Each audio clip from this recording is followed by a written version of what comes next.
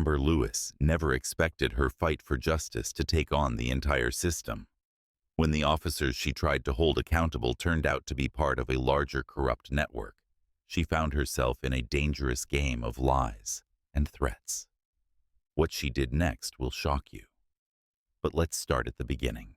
Amber Lewis is a passionate activist living in a quiet suburban neighborhood where she is known as a strong advocate for social justice and equality. A mother of 2 young children, Amber has always felt a deep connection to her community, organizing local events and supporting causes aimed at addressing racial inequality and police brutality. One crisp autumn evening, her peaceful life is shattered when a group of unknown individuals breaks into her home. They ransack her property, destroying her belongings and leaving her feeling vulnerable and scared. In a panic, Amber immediately calls the police, certain that they will intervene and restore a sense of safety. However, when the officers arrive, their response is anything but supportive. They treat Amber with indifference, asking dismissive questions and refusing to take the situation seriously. The officers claim that there is no visible evidence of the break-in, and, despite the clear damage to her home, they cite a lack of immediate proof as a reason to avoid filing a report. Amber's attempts to explain the situation and point out the broken windows and scattered belongings fall on deaf ears. The officers seem uninterested, as if they've already decided that this isn't a case worth investigating. As they leave, Amber is left standing in her destroyed home, feeling utterly abandoned by the system that should have protected her. She's overwhelmed by a wave of frustration and disbelief, questioning how many others in her community, especially people of color, have been met with similar dismissive attitudes.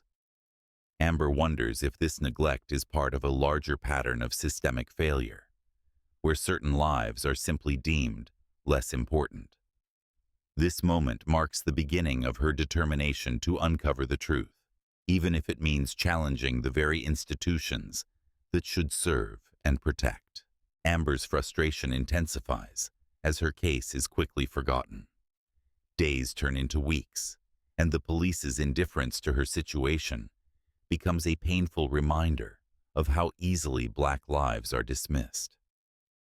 She reaches out to her local city council, hoping that the elected officials will be more responsive. She details her experience, explaining how the police ignored her and how her community is routinely neglected. However, the response is disappointing. The council members promise to look into it, but Amber can tell from their lack of urgency that her concerns are not their priority. She tries to rally her neighbors, hoping to raise awareness about the police's inaction, but most are too afraid or too disillusioned to get involved. Amber feels increasingly isolated and disheartened, wondering if anyone in her community really cares about fighting for justice. Then, just when Amber begins to lose hope, an unexpected ally appears. Marcus Turner, an investigative journalist with an independent media outlet, reaches out to her after hearing about her story. He's been digging into the local police force for months, uncovering a pattern of corruption and abuse of power. Amber learns that several of the officers who dismissed her case have been involved in serious misconduct, including racial profiling, brutality, and illegal activities. As Marcus shares his findings with Amber, she realizes that the problem runs much deeper than she initially thought. The more Amber investigates, the more disturbing details surface. She uncovers evidence of police officers being involved in drug trafficking, using their positions to intimidate and harass local businesses, and even making racially motivated arrests. Amber is shocked and disgusted, but she's also emboldened. With Marcus's help, she starts collecting evidence, knowing that exposing this corruption could change everything. But as they dig deeper, Amber starts to wonder, Is it just the police? Could the local government, or even higher authorities, be complicit in this system of racial oppression? Amber realizes that exposing the truth might come with grave risks, but she's ready to fight for justice, no matter the cost. Amber's investigation takes a dangerous turn when she uncovers shocking footage that exposes the full extent of the police corruption. One evening, while reviewing a series of secretly recorded conversations from an anonymous source, she stumbles upon a video showing several officers making overtly racist comments about black residents in the area.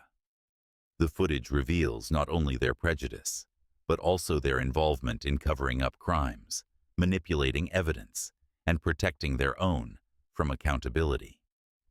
Amber watches in disbelief as officers joke about planting false evidence to incriminate innocent people, their casual disregard for justice appalling her.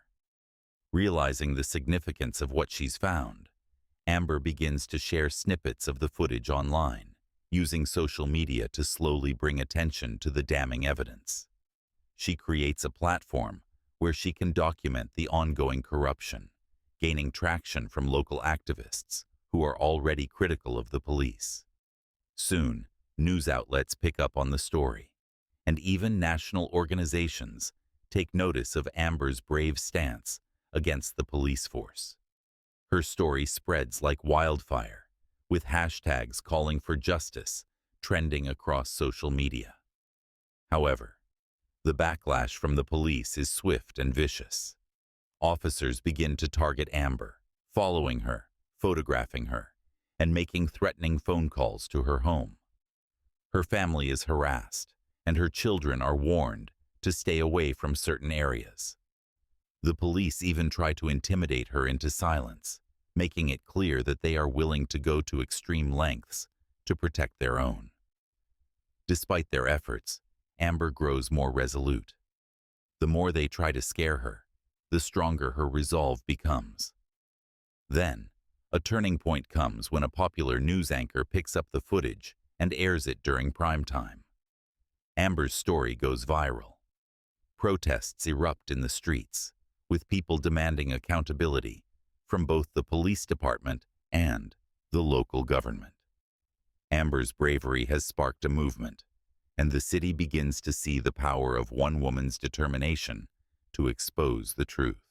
As Amber's investigation gains national attention, the stakes become even higher.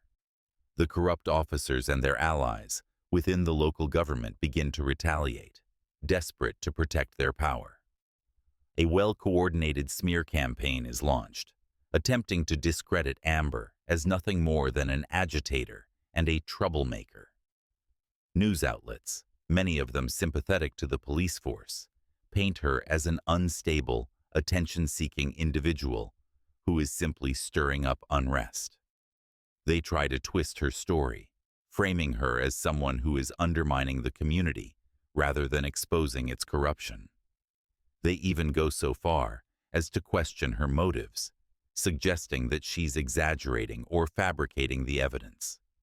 But instead of silencing Amber, the campaign only strengthens her resolve. The more they attack her character, the more determined she becomes to continue her fight for justice. She knows the risks. Threats to her family intensify, and there are even rumors that the police are planning to frame her for a crime. Despite this, Amber remains unshaken. She refuses to back down, choosing instead to speak out louder, rallying her supporters and amplifying her message. Public opinion begins to shift in her favor. People who had been initially hesitant or skeptical of her story now stand behind her, with local activists, civil rights organizations, and ordinary citizens demanding accountability from the police. The pressure mounts to such a level that the mayor is forced to publicly address the corruption within the force. Under immense scrutiny, the district attorney launches a full official inquiry into the officers involved. In the climactic moment, Amber's persistence pays off. One of the officers who had been particularly aggressive toward her comes forward, offering a confession in exchange for immunity. He reveals the full extent of the corruption within the department, and his testimony is the final piece that brings down the entire network. Several officers are arrested, and the city begins to take steps toward rebuilding trust with its residents. Amber, though exhausted from the fight, realizes that she's not just seeking justice for herself. She has become a symbol of the broader battle against systemic racism and corruption. Her courage has sparked a movement that can't be extinguished, and even though the road ahead remains difficult, Amber's unwavering determination has ignited a fire of hope that can no longer be put out.